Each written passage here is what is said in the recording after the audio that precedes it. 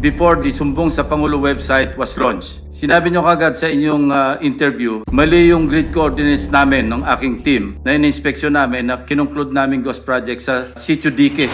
Yung pong sinasabing na post-project inauhan ho, hindi ho totoo yan. I think there was just a little miscommunication where the locations are.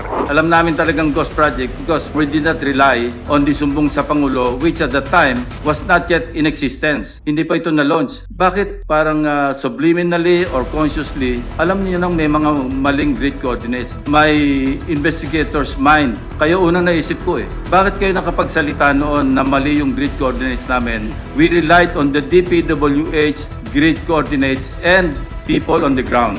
Ito po ang Sitio Dike.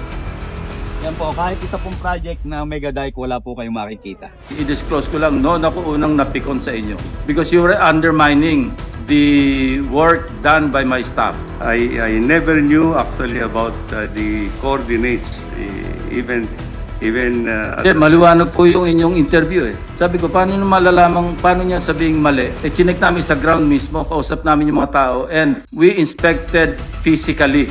Kailan nyo kinol yung attention na Malacanang, ops, i-recall muna namin kasi mali yung aming nasubmit. hindi po for that particular area, Your Honor.